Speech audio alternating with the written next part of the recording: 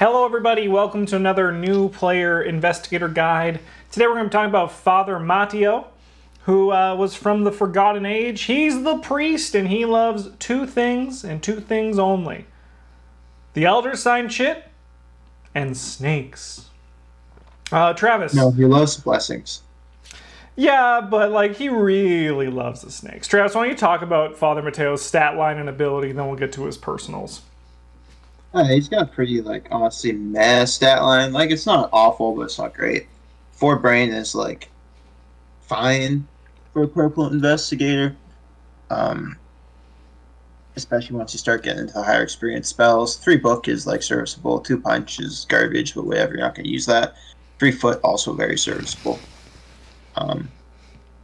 His ability is after someone draws technically chit once per game, you can make it a star instead, which is even if you never use it, is really good. Yep. Not as good as some other investigator stuff, but it's just nice insurance to have, especially if you're playing a support Mateo, which is kind of where he fits in these days. He may have a different niche after the Innsmouth is done. Cards start kind of. I'm excited. This is one of the decks I'm actually most excited to play. After that cycle releases. Yeah, I believe it. And his other time ability is quite pause. It's in contention for one of the best in the game, if not the best. So when you draw the other sign, you just succeed. It doesn't matter what you're testing. You could have been 0 to 12 and you succeed. And then you either get to draw a card and gain a resource or just take another action. It's incredible. 3 health or 6 health and 8 brains is it's pretty good. Yeah. It's nice. It's I would say it's almost ideal for the Mystics. You got enough health that you're not you're a little more durable than when you have 5. You're not super concerned if you pick up a random trauma during the campaign. And the 8 brain is nice for soaking horror with your word protection. Yeah, for sure. So the Codex of the Ages, what does that do? Oh, so Codex of Ages. Yeah, so you get +1 brain while he's holding this. Makes him into a 5 brain investigator. It's nice, but you have to. It's been a long time since I played this guy. Yeah. You seal the star on it, and then you can use the star instead of a different shit. Yeah, it's going to provide you some interesting decisions to make.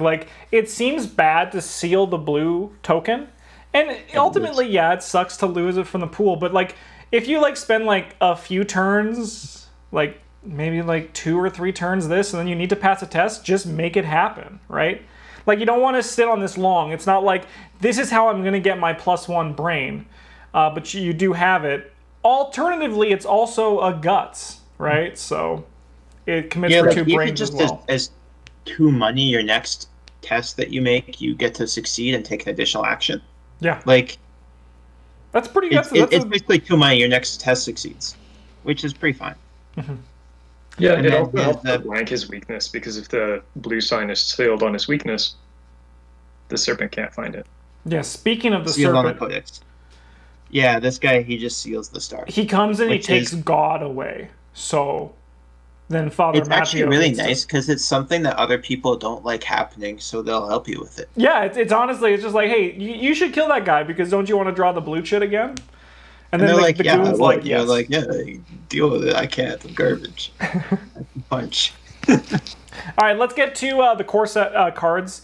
I did not say my normal spiel at the beginning of the video, but this deck is built with 2 core sets and all of the Forgotten Age cycle. If you only have 1 copy of the core set, we recommend picking up another one or proxying the cards you don't have. It will help you win more, and that's awesome. I also don't think there's any taboo list cards in this deck, but because purple is fair. Wow, who would have thought? If you are playing and you hear about something called the taboo list and you're wondering, should I play with it? We say no. We recommend no for the first dozen or so games, and then start doing it once you're bored of these really powerful cards. So, who wants to talk about these 4 cards? Go for it, Brent. You say you recognize some of them. I do know what some of these cards do, yeah. So shriveling is your default option to be able to fight with your brain instead of your punch. 4 is bigger than 2. Plus it does an extra damage. It's like having a gun. Yeah. Holy Rosary gives you +1 brain without sealing the blue token on it. Yes. So that's kind of neat. That's how we want to be getting our brain buffs. Arcane Initiates helps you draw your spells on time. Make sure that you can do what you need to do. Putting a Doom on it is not actually that big of a cost. You can usually just time it. Yeah, like either you get it killed before it matters because it's only a 1/2, or you time it so that you play it before the thing would tick over anyway, and then it just gets removed for free. Yep. Yeah, and then Forbidden Knowledge. That's an interesting choice. That one was in this deck because you have like. Yeah, the cards are very expensive. You're gonna see later, but like your cards cost a lot of money. Like Chthonian Stones cost 3 each. Codex of Ages cost 2. Mists of Mirella cost 2. Protective Incantation costs 1 and 1 every turn. Shards of the Void costs 3. Shriveling costs 3. Holy Rosary costs 2. Olive McBride costs, like, your cards cost a lot of money. Yeah. Forbidden Knowledge could be one of those things that you side out earlier, especially if you're worried about the horror, but I understand, like, you're going to need money in this deck, and there are options for that when we get to the upgrades. Also, I actually find this deck pretty good, and you don't need to be concerned with the horror too much. You have your base 8, and then you have, like, 4 from your Arcane Initiates, you have 6 from your 2 copies of Olive McBride, and 4 from your Holy Rosaries they can take. Mm-hmm. There's a lot of horror soak in this deck. No, that is true. And also, one thing we actually didn't talk about with Father Mateo, he actually gets 5 experience at the start of the game that he gets to put into his deck, which we'll get to those cards when we get to the Forgotten Age parts of this slide.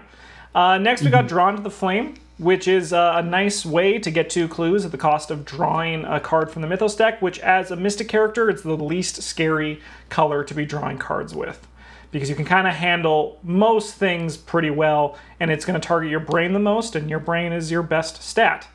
Emergency cash to help you get the money for all the expensive cards Travis just mentioned.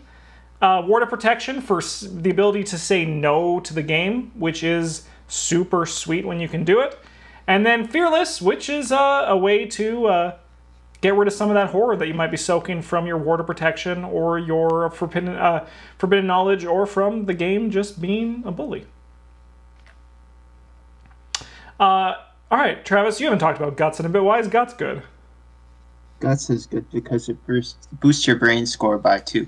And brain is important, not just because you're a mystic and that's the only stat you care about, but also because when the game attacks you, it uses the brain score.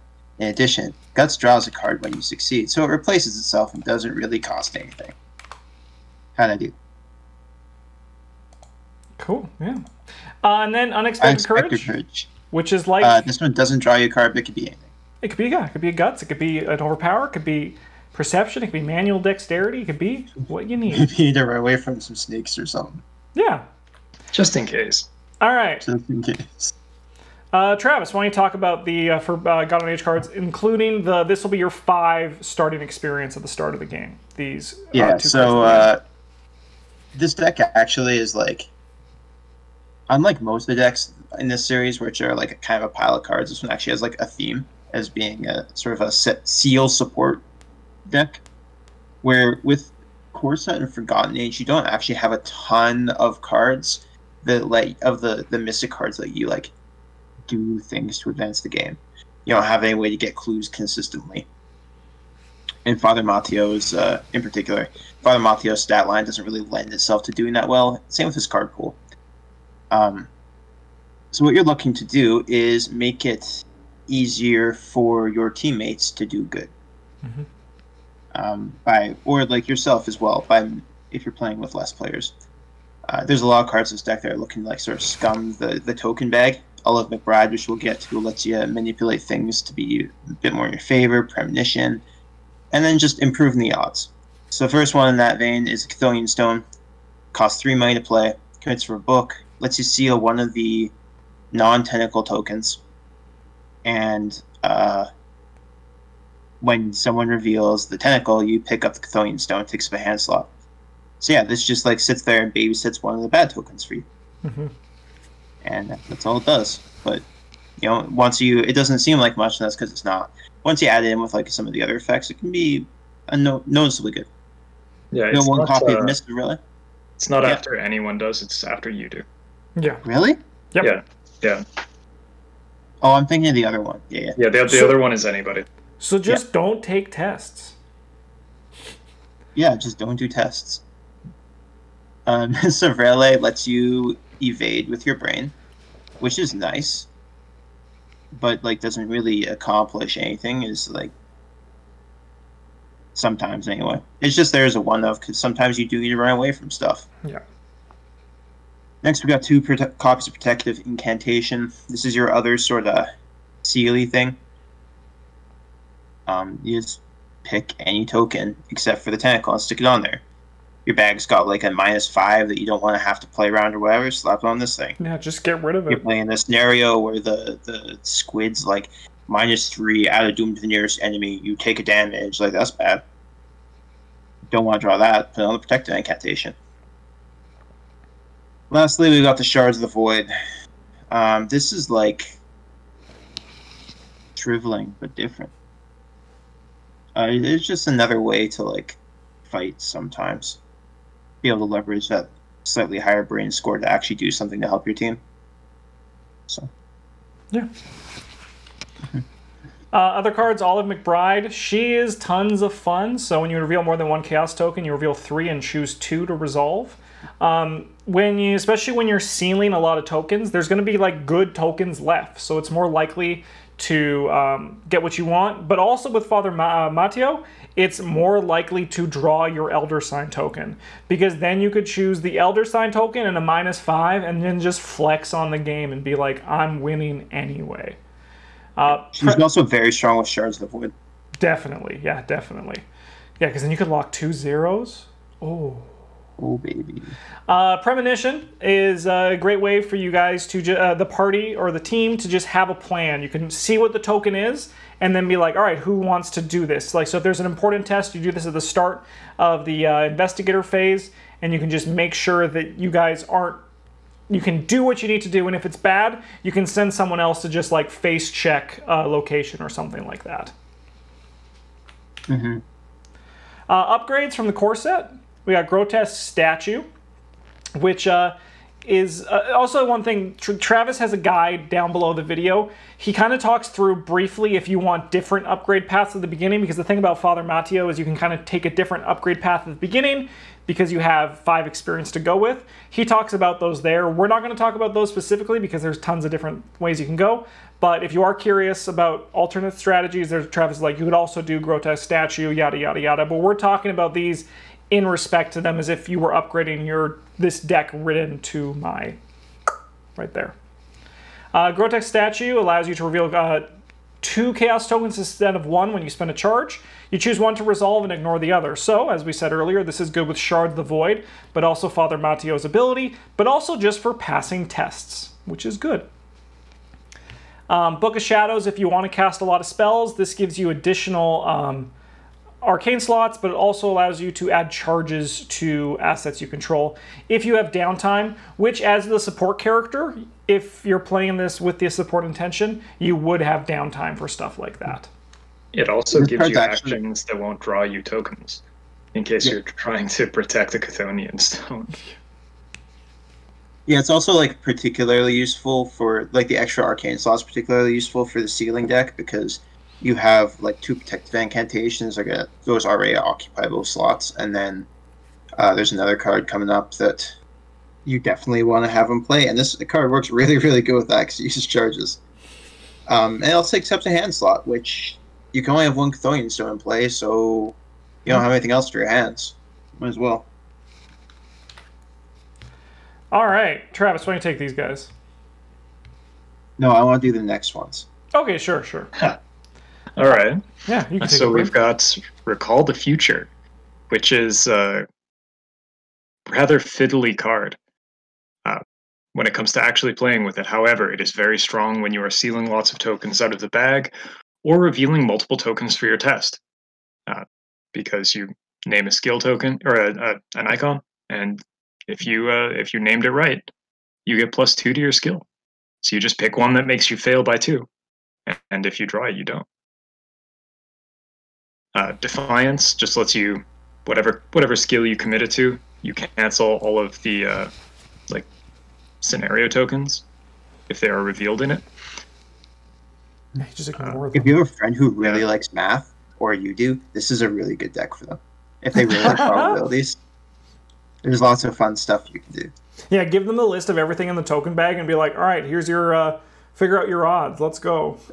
Yeah, tell me if it's good to do this or not. Yeah. Alter Fate is, I think, the only non-purple card in Core Set and Forgotten Age that Mateo is allowed to play. But it's quite strong. It's 1 cost, fast, play during any lightning bolt window, and you just discard one of the encounter cards from play. Yeah.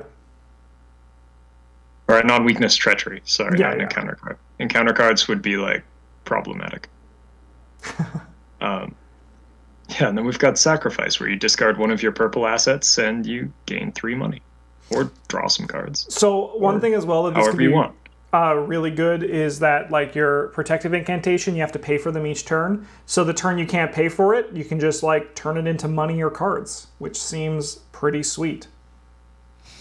Yeah, or if any of your spells are empty, Yep. Just burn those as well. Yeah, turn them into something else.